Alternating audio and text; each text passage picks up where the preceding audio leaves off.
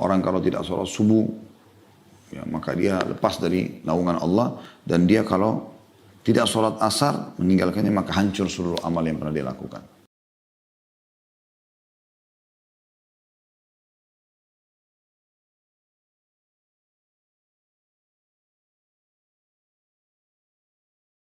Sholat subuh dan asar. Tepatnya di hadis nomor 117 dengan sanad sahih. Dari Abu Hurairah radhiyallahu anhu bahwa Rasulullah sallallahu alaihi wasallam bersabda, "Yata'aqabuna fikum malaikatun bil-laili wa malaikatun bin-nahar wa yajtami'una fi salatil fajri wa salatil 'asri." ثم يعرج الذين باتوا فيكم فيسألهم وهو أعلم بهم كيف تركتم عبادي فيقولون تركناهم وهم يصلون وأتيناهم وهم يصلون. Malaikat malam dan malaikat siang datang bergiliran di tengah-tengah kalian. Dan mereka berkumpul pada sholat subuh dan sholat asar. Kemudian malaikat yang bermalam di tengah-tengah kalian naik di waktu asar itu. Lalu Allah bertanya kepada mereka. Padahal dia, Allah, lebih tahu tentang mereka. Bagaimana kalian meninggalkan hamba-hambaku? Maka para malaikat menjawab, kami meninggalkan mereka dalam keadaan mengerjakan sholat. Dan kami datang kepada mereka dalam keadaan mereka mengerjakan sholat. Hadis ini diriwayatkan oleh Bukhari dan Muslim. Hadis ini tentu atau dalam bab ini cuma satu buah hadis yang diangkat. Dan kita insya Allah akan coba hubungkan dengan beberapa hadis dalam syarahnya. Kita akan coba seperti biasa membedah dulu hadis ini dan coba mengambil mutiara-mutiaranya. Semoga Allah berkahi insya Allah. Potongan pertama hadis adalah yata'aqabuna fikum malaikatun bil-laili wa malaikatun bin-nahar. Sesungguhnya malaikat malam dan malaikat siang datang bergiliran di tengah-tengah kalian. Berarti ini menunjukkan tentang adanya iman kepada malaikat. Dan malaikat adalah makhluk Allah sebagaimana Nabi SAW sebutkan dalam sebuah hadis yang sahih, diciptakan dari cahaya. Jin dari api dan manusia dari tanah. Mereka adalah makhluk Allah yang suci. Mereka hanya patuh kepada Allah Subhanahu wa taala. Jadi mereka tidak bermaksiat sama sekali. Allah sebutkan dalam surah Tahrim, surah nomor 66 ayat 6. La ya'sunallah, a'udzu minasyaitonir rajim, la ya'sunallaha ma amarum wa yaf'aluna ma yu'marun. Potongan ayat tentunya ini. Saya ambil langsung saksi bahasannya. Mereka tidak pernah bermaksiat kepada apa yang diperintahkan Allah kepada mereka. Artinya selalu patuh. Dan mereka selalu mengerjakan apa yang dititahkan. Ada di antara malaikat yang sujud sampai hari kiamat. Ada yang ruku. Dan mereka semua bertasbih. Ya, mereka semua bertasbih. Ini adalah rukun iman kita yang kedua. Kita beriman tentang keberadaan malaikat. Dan teman-teman bisa membaca di ayat-ayat pertama dari surah nomor 77 dan surah nomor 79. Ya. Sedikit kita ingatkan ini, silakan dibuka teman-teman sekalian. Surah nomor 77 dan surah nomor 79. Kita akan baca ayat-ayat pertamanya ya. Kembali mengingatkan lagi tentang masalah malaikat. 77 Al-Mursalat.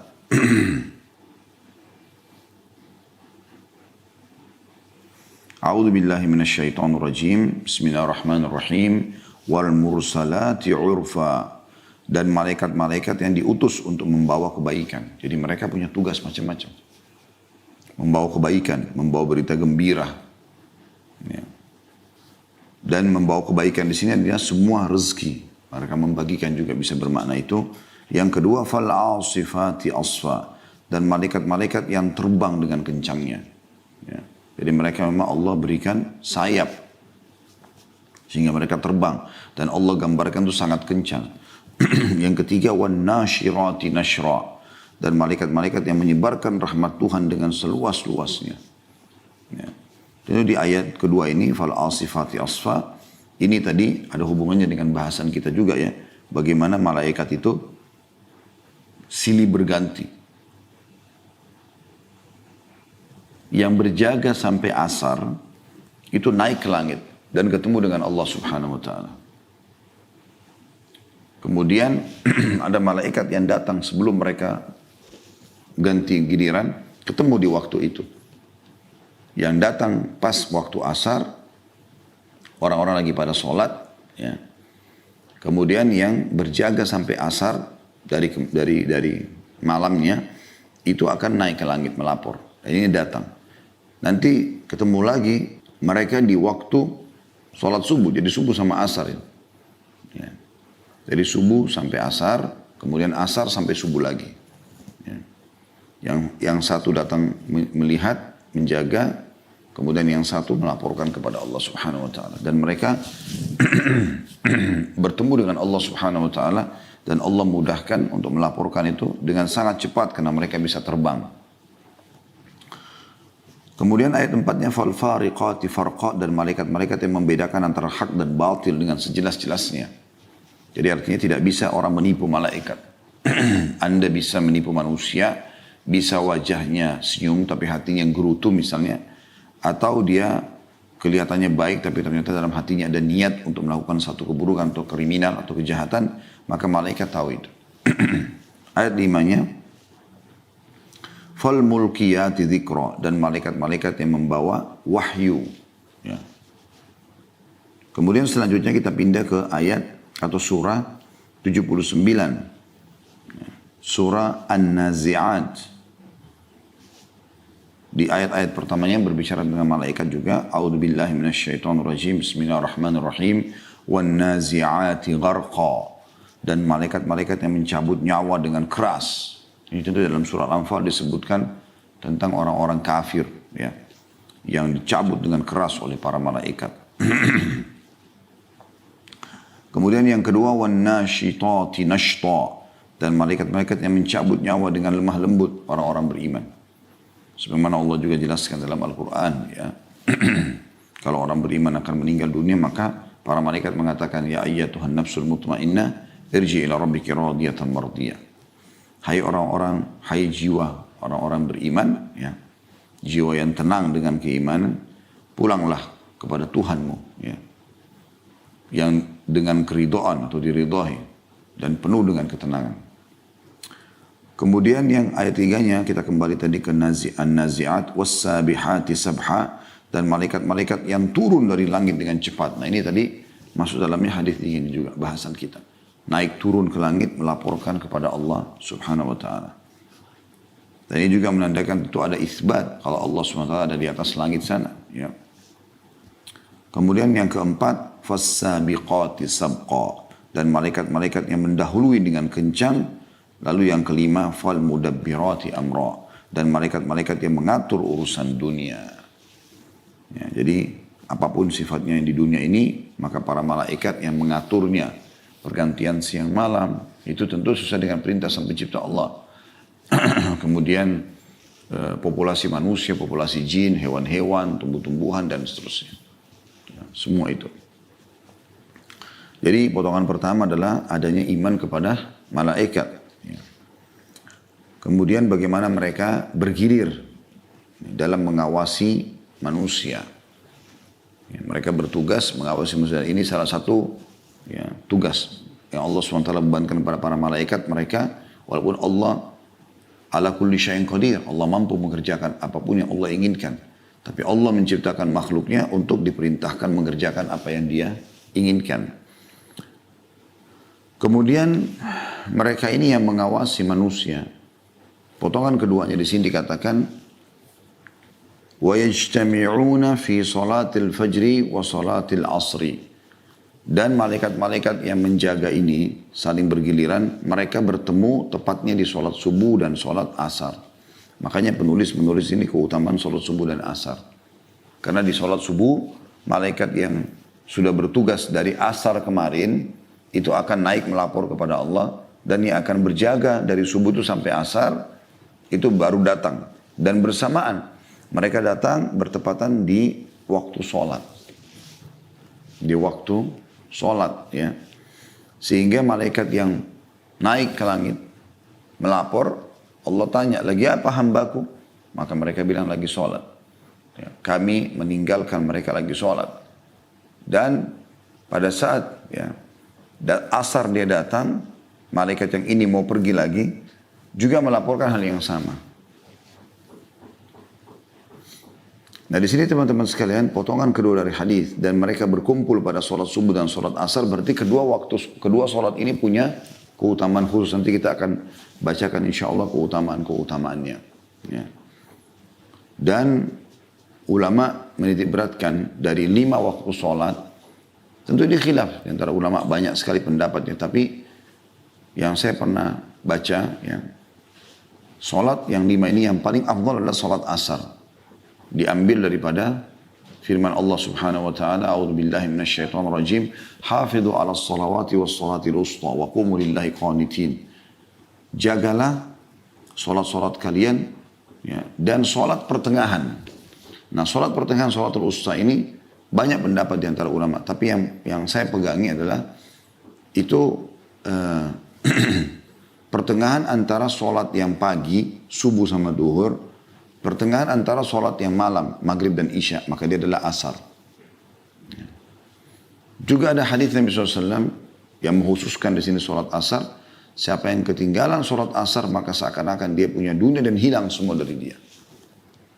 Ya, karena memang luar biasa keutamaan sholat asar itu. Kemudian datang setelahnya subuh dengan isya. Nanti kita singgung insya Allah keutamaan-keutamaan 2 sholat ini, lalu kemudian datang duhur sama maghrib. Walaupun duhur sama maghrib, ya, di sini berada di posisi yang ketiga, tetapi tetap saja dia sholat wajib dan dia juga punya keutamaan khusus. Tapi di sini disebutkan subuh dan asar ini memang Allah SWT tentukan waktunya agar malaikat saling bergiliran. Kemudian selanjutnya potongan ketiga, kemudian malaikat yang bermalam di tengah-tengah kalian naik. Jadi yang mulai dari asar sampai subuh. Jadi dia ngawasin sholat asar, dia ngawasin sholat maghrib, ngawasin isya, ngawasin subuh. 4 sholat tuh. Akan naik. Nanti digantikan oleh malaikat lain, dia hadir subuh, duhur, asar. Pertanyaan sekarang, kenapa malaikat malam yang disebutkan di sini? Karena malaikat malam mengawasi 4 waktu sholat. Asar, dia datang, maghrib, isya, kemudian subuh. Baru dia naik melapor. Kalau yang datang subuh, dia hanya mengawasi 3 waktu sholat. Subuh, zuhur, dan asar. Asar diganti lagi dia, kan gitu. Seperti itulah. Makanya di sini dikatakan, kemudian malaikat yang bermalam di tengah-tengah kalian, jadi dia mengawasi dari asar sampai subuh. Dan bukan cuma sholat saja, tapi seluruh amalan dia yang dia lakukan dari kebaikan dan keburukan akan diawasi dan dicatat. Lalu Allah bertanya kepada mereka. Jadi sampai di sini tentunya potongan yang ketiga ya. Jadi potongan pertama malaikat malam dan malaikat siang iman kepada malaikat dan mereka bergiliran. Potongan kedua mereka berkumpul pada sholat subuh dan sholat asar. Ini keutamaan yang kedua. Tentang keutamaan sholat ini akan kita sebutkan insya Allah. Potongan yang ketiga kemudian malaikat yang bermalam di tengah-tengah kalian ya, naik. Ini potongan ketiga. Ya. Artinya mereka akan naik ke langit. Dan ini menandakan Allah Subhanahu wa ta'ala berada di atas langit. Itulah sebabnya pernah ada seorang laki-laki atau seorang di Madinah lewat di hadapan Nabi SAW. Dan bersamanya ada seorang budak. Lalu Nabi SAW mengatakan berhenti sebentar. Saya ingin tanya budak ini. Maka majikannya mengatakan silakan tuannya. Lalu kata Nabi SAW, di mana Allah? Pertanyaan itu. Maka wanita tersebut mengatakan di langit. Lalu kata Nabi SAW, siapa saya? Kata wanita tersebut, Anda adalah utusannya. Kata Nabi SAW, bebaskan budakmu ini karena dia adalah orang yang beriman. Maka kita juga kalau berdoa, angkat tangan ke langit. Nabi SAW seringkali menunjuk ke langit pada saat berdoa. Angkat tangan ke langit. Bahkan kata Nabi SAW, Allah ya, memiliki sifat pemalu. Ini sifat mulia dari Allah Subhanahu Wa Taala. Tentu tidak sama dengan makhluknya. Dan dia malu kalau hambanya mengangkat tangannya ke langit, kemudian dikembalikan dalam keadaan kosong. Ini potongan ketiga. Potongan yang keempat, Allah bertanya kepada mereka, padahal dia lebih tahu tentang mereka. Ini potongan keempatnya ya. Ini ada isbat sifat kalam untuk Allah subhanahu wa ta'ala. Penentuan sifat kalam Allah subhanahu wa ta'ala. Makanya kita bilang Al-Quran bukan makhluk. Dan dia adalah kalamullah. Perkataan Allah. Karena kalau kita katakan makhluk, ya, sebagaimana yang lainnya makhluk, misalnya manusia, jin dan segala macam, maka berarti ada bagian dari Allah yang makhluk. Karena itu perkataan Allah SWT. Kalamullah. Ya. Nah kita mengimani sebagaimana Imam Ahmad rahimahullah mempertahankan itu. Kalau Al-Quran ghairu makhluk. Kalamullah ghairu makhluk. Perkataan Allah yang bukan makhluk. Gitu ya. Dan Allah berbicara sesuai dengan kemahabesarannya, kemahasempurnaannya. Dan kita mengimani apa adanya. Makanya kan juga tentang Nabi Musa alaihissalam. Ini pernah kita singgung di beberapa hadis yang lalu ya. Allah subhanahu wa ta'ala mengatakan, A'udzubillahi minasyaitonir rajim, wa kallama Allah Musa taklima. Dan Allah mengajak bicara Musa secara langsung. Lalu di sini ada pelajaran penting. Dikatakan bertanya kepada mereka. Dan langsung dijawab setelah itu ya. Karena kalau tidak ada jawaban ini mungkin manusia akan bisa menyangka. Oh berarti Allah ada yang tidak diketahui. Lalu dikatakan padahal dia lebih mengetahui tentang mereka. Maksudnya mengetahui tentang hamba-hamba yang di bumi dan juga para malaikat ini. Apa yang dikerjakan Allah tahu semua. Allahu ala kulli syai'in qadir. Allah itu mampu mengerjakan apapun dan mengetahui segala sesuatunya. Ya. Wa qad ahata bi kulli syai'in ilma, dan Allah meliputi segala sesuatu dengan keluasan ilmunya. Allah sudah tahu tapi Allah jadikan sunnatullah, peraturan. Pertanyaan itu adalah bagaimana kalian meninggalkan hamba-hambaku? Pada saat kalian datang melapor di aku ini di waktu subuh, melapor, bagaimana kalian tinggalkan tuh? Dari asar kemarin, asar, maghrib, isya, subuh. Maka mereka menjawab, kami meninggalkan mereka dalam keadaan mengerjakan sholat. Dan kami datang, pada saat datang, kemarin kan dia tugas tuh malaikat ini. Asar, maghrib, isya, subuh. Nah kan sebelumnya dia datang di waktu asar hari kemarin tuh. Maka mereka melaporkan. Pada saat kami datang di waktu asar mereka lagi sholat. Pada saat kami pergi pun di waktu subuh tinggalkan mereka, mereka lagi sholat. Makanya keutamaan sholat asar dan sholat subuh. Karena itu yang menjadi fokus laporan kepada Allah subhanahu wa ta'ala. Seperti itulah.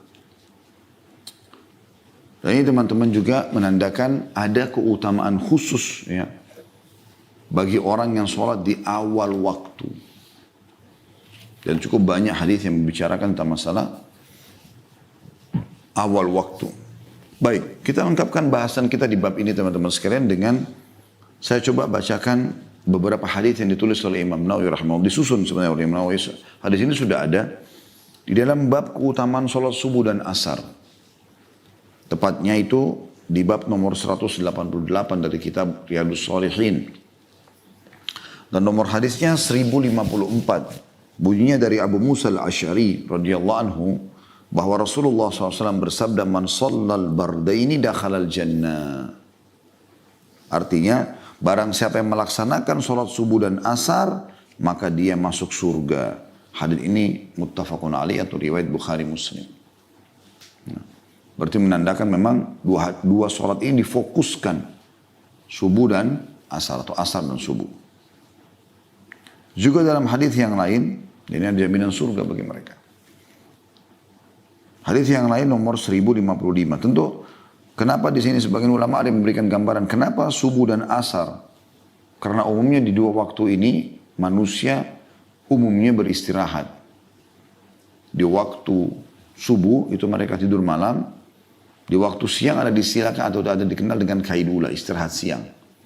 Biasanya orang mulai agak letih di waktu-waktu ini, butuh istirahat. Ya. Maka biasanya ada orang kalau tidur siang kebablasan asarnya gitu kan, kelewatan. Nah di sini teman-teman sekalian disebutkan keutamaannya. Hadis selanjutnya nomor 1055 dari kitab Riyadhus Shalihin dari Abu Zuhair Umarah bin Ru'aibah radhiyallahu anhu, beliau berkata, saya mendengarkan Rasulullah SAW bersabda, "La yalijan nara ahadun shalla qabla tulu'i syams wa qabla ghurubiha." Tidak akan masuk neraka orang yang sholat sebelum terbit matahari dan sebelum terbenamnya. Maksudnya adalah sholat subuh dan sholat asar, riwayatkan Imam Muslim. Jadi di sini ada yang mengatakan subuh dan asar, ini pendapat yang paling umum dipilih oleh para ulama, termasuk Imam Nawawi sendiri rahimahullah.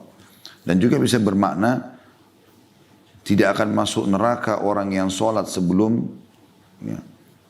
terbit matahari dan sebelum terbenam matahari, maksudnya kelima waktu sholat. Karena memang semuanya masuk di sini kan, terbit dan terbenam matahari. Terbenam matahari berarti maghrib, isya, subuh. Terbit matahari, ya, atau bisa saja maghrib sama isya. Terbit matahari bisa masuk dalamnya terbit fajar yang untuk subuh ya, bukan berarti terang matahari semuanya. Maka subuh, duhur, dan asar. Ini bisa masuk juga dalam makna ini tentunya.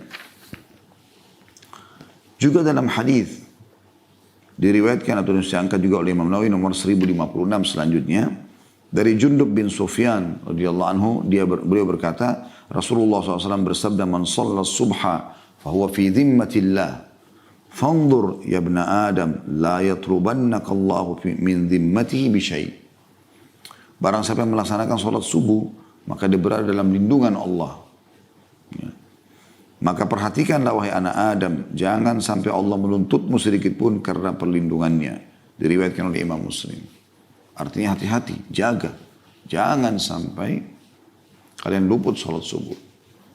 Apakah itu berjamaah di masjid bagi laki-laki atau ibu-ibu sholat di rumah. Atau mungkin kayak zaman kita sekarang sholatnya di rumah karena adanya corona gitu kan. Terutama di zona merah kita bicara ya. Karena kita berharap tentu di zona hijau yang tidak ada masalah, tetap mereka menjaga sholat itu. Maka mereka berada di naungan Allah subhanahu wa ta'ala. Artinya mereka dijaga sama Allah sampai besok pagi lagi. Juga dalam hadis lain diangkat juga oleh Imam Nawawi nomor 1058. Saya langkai nomor 1057-nya. Karena hadis 1057 adalah hadis yang sedang kita bahas ini. Yang ada di dalam sahih hadis qudsi tadi ya. Dari Jarir bin Abdullah al-Bajali radhiyallahu anhu, beliau berkata, "Kunna 'inda an-nabi sallallahu alaihi wasallam fa nadhara ila al-qamari lailatal badr. فقال إنكم سترون ربكم كما ترون هذا القمر لا تضامون في رؤيته فإن استطعتم ألا تغلبوا على صلاة قبل طلوع الشمس وقبل غروبها فافعلوا." Kami berada di sisi Nabi SAW, kata sahabat yang mulia Jarir radhiyallahu anhu. Tiba-tiba beliau melihat rembulan di malam purnama. Jadi kebetulan lagi terang langit, ada bulan terang. Ya, lalu beliau pun, kebetulan waktu itu di tanggal 14. Ya, kasus ya hadis ini beliau terang 14 pertengahan bulan itu biasanya terang bulan kan 13, 14, 15 kita dianjurkan puasa ya. Semua itu dijelaskan dalam riwayat lain. Ya. Fanadhara ila al-qamri lailata arba'asyara. Beliau melihat rembulan pada malam ke-14. Lalu beliau bersabda sallallahu alaihi wasallam, "Sungguhnya kalian akan melihat Rabb kalian sebagaimana kalian melihat rembulan ini." Nah, bagi teman-teman yang belum pernah lihat bisa melihat itu. Tapi bulan Hijriyah ya, tanggal 13, 14, 15. Nah, tanggal 14 itu puncak-puncaknya. Kita akan lihat bulan itu besar dan terang gitu. Maka Nabi SAW waktu lihat itu mengatakan kepada para sahabat, "Sungguhnya kalian akan melihat Rabb kalian sebagaimana kalian melihat rembulan ini." Maksudnya di hari kiamat nanti. Kalian tidak akan bersusah payah dalam melihatnya. Maka jika kalian mampu untuk tidak terlewatkan oleh sholat sebelum terbit matahari dan sebelum terbenam matahari, maka lakukanlah. Tentu yang dimaksud sini adalah tadi dua pendapat, ada yang mengatakan subuh sama asar, dan mengatakan 5 waktu sholat itu semua, karena semuanya masuk ya di istilah ini ya, sebelum terbit matahari dan sebelum terbenam matahari. Dan dalam riwayat yang lain nomor 1059 dari Buraidah radhiyallahu anhu, beliau berkata, Rasulullah SAW bersabda, "Man taraka salat al-asri faqad habita amalu." Barang siapa yang meninggalkan sholat asar maka terhapus seluruh amalnya. Diriwayatkan oleh Imam Bukhari. Ya. Jadi teman-teman sekalian kita bisa lihat bagaimana ya, ancaman yang sangat tegas. Orang kalau tidak sholat subuh, ya, maka dia lepas dari naungan Allah. Dan dia kalau tidak sholat asar, meninggalkannya maka hancur seluruh amal yang pernah dia lakukan. Dan ini yang menjadi bahasan kita tentunya dalam bab ini ya. Tentang keutamaan sholat subuh dan asar.